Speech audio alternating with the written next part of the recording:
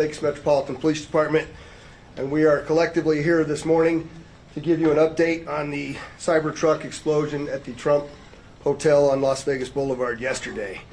Our work never stopped. As many of you went to sleep last night, and I just want to give you an update on a lot of what it is that we found through the processing of the Cybertruck. This is a joint investigation involving the FBI, the ATF, the Las Vegas Metropolitan Police Department, and these folks worked through the night and found a lot of stuff that is very useful for this investigation.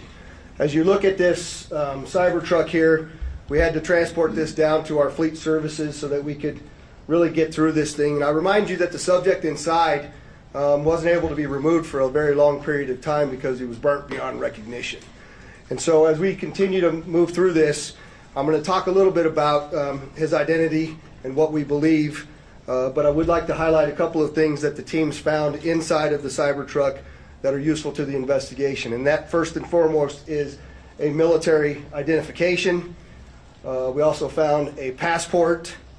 We found a Desert Eagle 50 caliber semi-automatic pistol. And if you'll notice on a lot of these guns that we're going to talk about here, they're almost just burnt beyond recognition as well. There's a SLR model B30 semi-automatic firearm, number of fireworks that were still in the vehicle that had to be removed.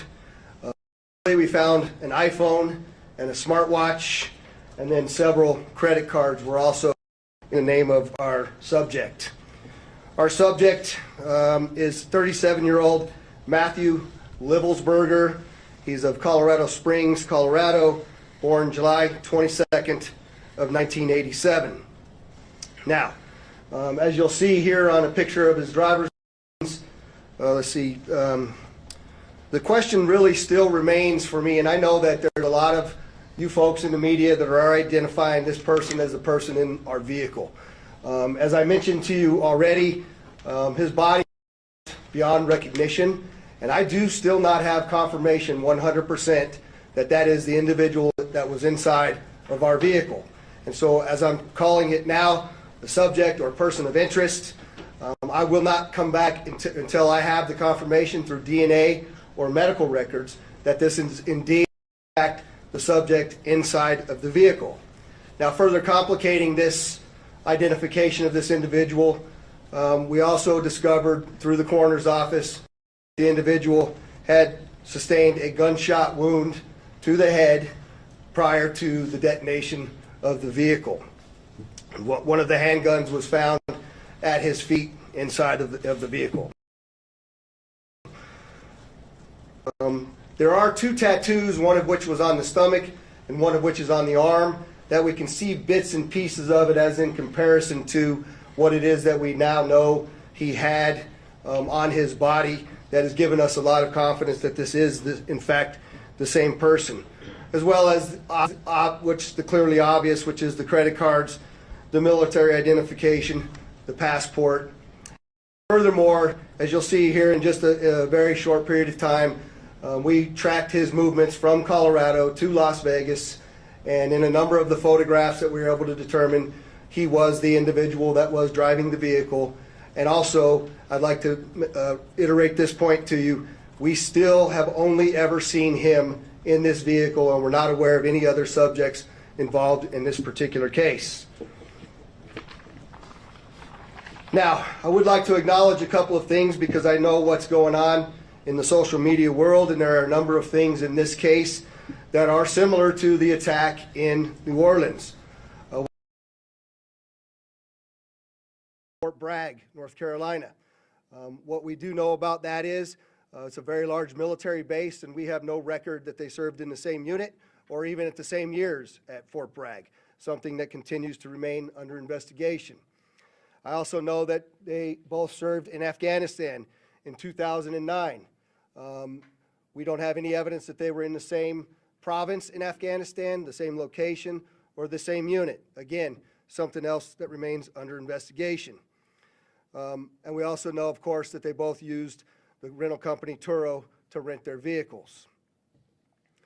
As far as his military background, it's been confirmed by DOD that he was indeed in the United States Army, He was also a Green Beret operations sergeant who spent most of his time at Fort Carson, Colorado, and in Germany.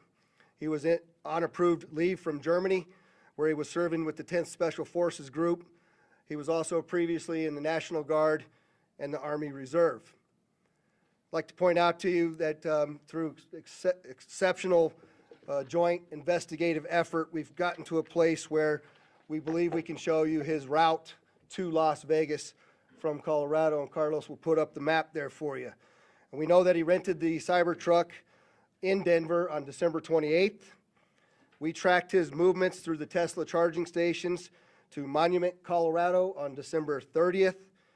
On the 31st of December, the truck was charged in Trinidad, Colorado, Las Vegas, New Mexico, and Albuquerque and Gallup, New Mexico. On January 1st, the truck was charged in Holbrook, Flagstaff, and Kingman, Arizona. We last tracked the truck in Kingman at 05:33 yesterday morning. The truck was first spotted in Las Vegas at 7:29 a.m. yesterday. And Carlos will pull up a picture of the truck pulling onto Fashion Show Drive here. And that picture was observed at about 7:34 a.m. We know that he pulled into the Trump Valet, and I believe we have a video of that. You can see the Cybertruck highlighted there.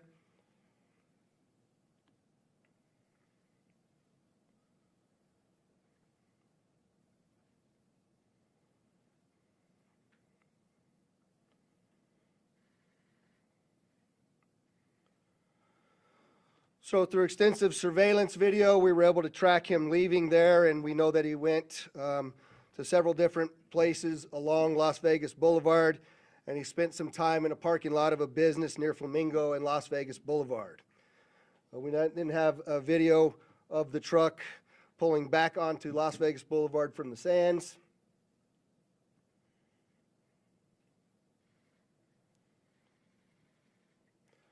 See that there? That's north on the boulevard from Sands at 8:39, where he then immediately heads to the Trump Hotel, pulls into the valet area, and as of course you all know, the explosion occurs within 17 seconds of his arrival at the valet. There's some additional investigative updates that are going to be provided to you by a couple of the other speakers here, the first of which will be our Special Agent in charge of the FBI local office, Spencer Evans. Spencer?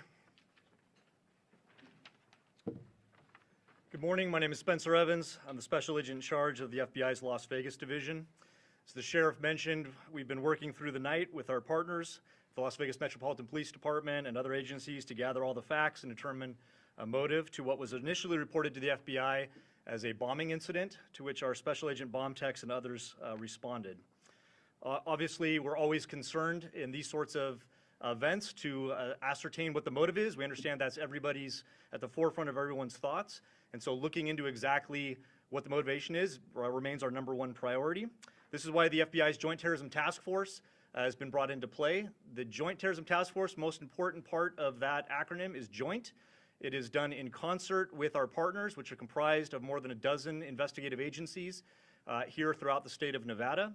We've been working hand in glove, side by side, tirelessly to determine, is there any ongoing threat to the public, to identify the subject, to determine any potential connection to other events going on in the world, most notably in New Orleans, and then obviously to determine if there's anything else that we need to be tracking down. At this time, as the Sheriff's pointed out, we feel that the subject has been identified, although not conclusively, waiting for DNA evidence on that front. However, we do feel like we have the subject identified, and at this time there is no information about additional subjects that the FBI is tracking on. Our resources, as I mentioned, that have been deployed in support of this event include Special Agent bomb techs, our evidence response team, which is processing crime scenes, side by side with the forensics folks from Las Vegas Metropolitan Police Department, our investigators, our intelligence analysts, and then outside of the FBI Las Vegas field office, we have investigative leads that are being conducted by FBI field offices, both internationally and domestically as well. As always, when the FBI is involved with any sort of case like this, we ask for help for the public. Anyone with information related to this incident, we encourage you to please call 1-800-CALL-FBI, or you can submit a tip online at tips.fbi.gov. We've already received thousands of tips related to this incident. The challenge that we face moving forward is to separate those that are pertinent and relevant and those that can be verified from those that have not. For example, one of the tips that we received just today relates to information alluding to this subject's personal experiences related to his time and activity in the military.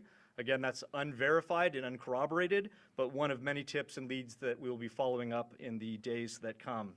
If you have any additional information, again, encourage everyone, 1-800-CALL-FBI or submit it online, tips.fbi.gov. We will tirelessly work to exhaust all investigative leads and conclusively determine what the nature of this particular incident was, what the motivation was, and to the extent possible, share all that information as we obtain it. I'll now turn some time over to the Assistant Special Agent in charge from the ATF, Kenny Cooper.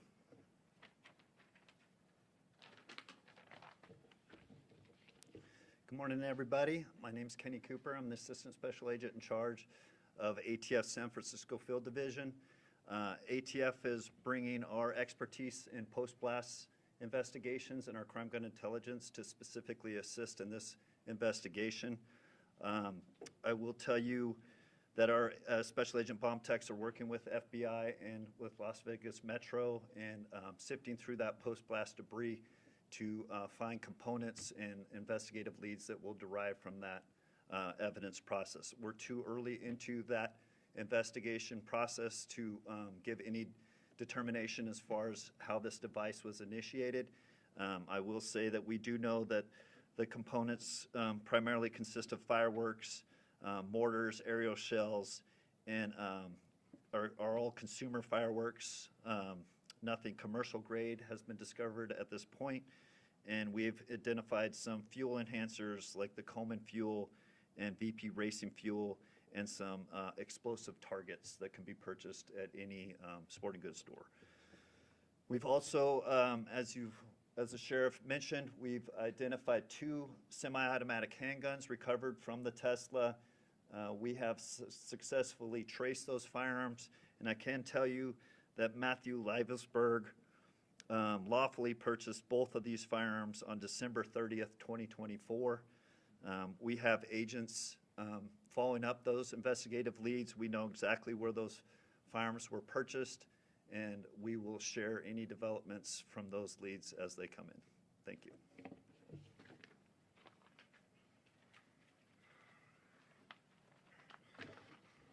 We also have the Clark County Fire Chief here, John Steinbeck, and he didn't have any additional updates, but if there's any questions in regards to what the fire department did during this, he's here to answer those questions as well. With that, I'd just like to say before I take a couple questions from all of you, you'll notice that we're not releasing information that we haven't corroborated and verified. We're very well aware of all of the things that are going around on social media. But that's just the way we're going to conduct this investigation. We're not putting it out until we can tell you for a fact what information it is that we're putting out. And so we're going to continue to do that, but I'm also confident to tell the Las Vegas community and this great nation that we don't believe there's any further threat from this subject or anybody associated to him here in Las Vegas. With that, Denise, I saw you had your hand up. If you could just identify yourself, please. Sure, Sheriff. Denise Ross from Channel 3 in Las Vegas. Did this suspect have any other connection to Las Vegas? Had he ever been here before or any reason to be here? So the question was, did the subject have any ties to Las Vegas, or had he ever been here before? I do believe we had one instance a number of years ago where he stayed at a local hotel, but we're still trying to verify that information as well. Sir? David Charles, KLAS TV. There was, you have a gentleman in a Cybertruck Trump hotel. There's information that the FBI was in Colorado Springs last night, possibly at this gentleman's home. Any information about why? I think I'll let Spencer answer that question. Yeah, so as I mentioned, the motivation at this point is unknown. We are, as I mentioned earlier, following investigative leads both domestically and internationally as well. And so that includes search warrants and witness interviews, collecting forensic information, and basically trying to compile the facts. And so there's investigative activity taking place literally around the globe, trying to determine what the potential nexus is. But at this time, at this particular moment in time, as the sheriff aptly said, we have to focus on what we know and what we don't know. We know we have a bombing, absolutely, and it's a bombing that certainly has factors that raise concern. It's not lost on us that it's in front of, of the Trump building, that it's a Tesla vehicle, but we don't have information at this point that definitively tells us or suggests it was because of this particular ideology or any of the reasoning behind it. That's the purpose of the investigation that we're conducting, is to get to the bottom of exactly what happened, why and how. Sir. Tim Caputo with KBC in Los Angeles. You mentioned a number of similarities between this case and the one in New Orleans. How far in the investigation process do you guys go to try to rule out that they are connected, knowing that you already have a couple things that seem to connect them together? So the question is how are we working to rule in or rule out any connections to the New Orleans event? And the answer to that is every tip and lead that comes in, every piece of evidence that comes in, we don't discount it, we work it through it. It's a interesting thing during these kinds of investigations that if these turn out to be simply similarities, very strange similarities to have. And so we're not prepared to rule in or rule out anything at this point. There's lots more for us to do in this investigation. We haven't even gotten into the phones or the computers, which are usually very, very instructive and informative to us as we investigate.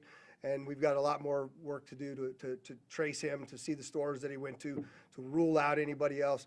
Lots of investigative work to do, and we're just trying to give you an update on what we know now. That is factual. Rio Yamat, AP, was the gunshot wound to his head self-inflicted? We believe the question is, was the gunshot self-inflicted? And we do believe it was, since he was the only person in the vehicle, and it occurred immediately prior to the vehicle blowing up. Back there, sir? Yes, sir. Morgan Chesky, NBC News. With the evidence you've seen so far, are you comfortable now calling this a suicide mission? The question is, am I comfortable calling it a suicide mission? I'm comfortable calling it a suicide with the bombing that occurred immediately thereafter. I'm not giving it any other labels. And with the friends and family you've spoken to so far, have they shared any prior red flags? The question is, did we have any of the family members share any particular red flags? Again, I'll go back to what I know is circulating on social media, but none of that has been verified at this point. And final question, real quickly. All the components you found inside the Cybertruck, were they all purchased in Colorado? The question is, were all the components found inside of the Cybertruck purchased in Colorado? And I don't know the answer to that. That's part of why we're doing the extensive part of the investigation. Hi, O'Neill, Associated Press. Can you talk a little bit about the security measures you have in place at the hotel now? So, as you all know, we had just successfully completed a New Year's Eve event where hundreds of thousands of people come to Las Vegas. I've extended our posture just like it is for a New Year's Eve event, where I have thousands of police officers that are working day in and day out. Obviously, dozens and dozens of people that are working on this investigation as well. We'll continue to look at what that security posture looks like, but I'm confident in the safety of our community as we move forward. Go ahead in the middle there. Joe Mueller, Channel 13 here in Las Vegas, ABC. Did Rummelsberger have any sort of criminal record at all? And also, do you know when that Turo vehicle was rented? The question was, is there any criminal record? None that I'm aware of. That has not been brought to my attention that he had a criminal record. And I said that the Cybertruck was rented on December 28th in Denver, Colorado. Right here. Stephanie Price, Fox News. Hi. Have you guys been able to verify that he checked into the Resort World Hotel the day before this? The question is, do we know if he checked into the Resorts World the day before this? I'm not aware of that information. Sir? Mike Allen, Fox 5 Vegas. You mentioned increased security presence at the Trump International. Is that going to extend further along the Strip, or is it just there? And how long do you anticipate that lasting? The question is generally about the security posture, and that's entirely our entire community, not only Fremont Street and the Strip, but surrounding neighborhoods as well, just to make sure that we have the community feeling that level of safety that they need to feel after an event such as this. Right next to you there. Katie from the Las Vegas Review-Journal. How exactly were you guys able to use the charging stations to track the cars through? the question is, how were we able to use the tracking or the charging stations to track the vehicle all the way through? And I'm not exactly sure how to answer that question just yet. I know that there's some capability by being able to determine that the car is connected to the charger. One of the things that we're looking for is anybody that may have been at the charging location at the same time. We're looking to try to identify them because their vehicles would have also had cameras that would have taped anybody in and around them. We're trying to get people that may have been in the same locations at the same time that have video on their vehicle that could provide that video to us as well. I'll take two more. Go ahead. Radio Yamat again, AP. Can you talk about the damage being contained by the Cybertruck itself, and do you think that plays into whether he was aiming to hurt others, or was it a public suicide? Yeah, the question is about the Cybertruck and the lack of damage to the Cybertruck and containing the explosion. Carlos, if you could put that truck back up there, it might be helpful. But, you know, you'll see if you look on the outside of that vehicle, it's hard to tell from that photograph. But other than the windows being gone, that's a bit more disassembled than it was at the scene, and the back area being blown off, there's no evidence of physical damage to the sides of that vehicle. And so the explosion that was in that vehicle sort of vented out and up, but it didn't even damage the glass doors at the trunk. So I'm not sure what that means. I also know that there's a number of unexploded pieces of the things that he had inside of that vehicle, and so I just don't think that it was done as well as he was expecting it to be done. But go ahead. Sofia Rodriguez with Univision Vegas. I was wondering, were you able to recover the video from the Cybertruck, or was that destructed? So the question is, are we able to recover the video from the Cybertruck? And many of you may know that those Cybertrucks contain a tremendous number of cameras. Mr. Musk has sent out a number of his folks that will be arriving here this afternoon with the intent to try to capture the part of that captured all of the video from inside of the truck. Sir? Just quickly, you had mentioned a number of the components in the back of the truck that did not go off. Maybe this is a better suited question for ATF, but when it comes to the rudimentary nature of the bomb, I think we mostly think of a bomb that is connected. This seems like individual kind of incendiary and combustible components put together. Can you speak to how you think this is a bomb, or was it just several pieces of things that might blow up and might explode that were just lit and gone off at the same time? Yeah, I'll tell you, it does appear that it was, I just want to be careful with my language here, but the level of sophistication is not what we would expect from an individual with this type of military experience. That most of the materials inside that Tesla were fuel to help fuel a greater explosion.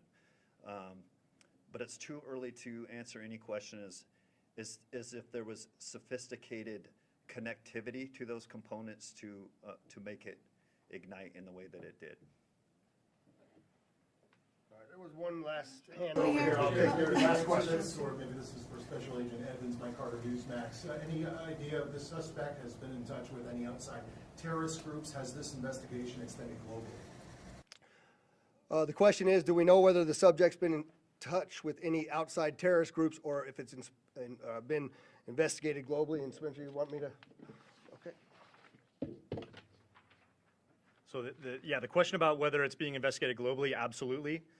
Like I said, we're running down investigative leads around the world. No information that we're aware of right now that connects this individual to any terrorist organization around the world.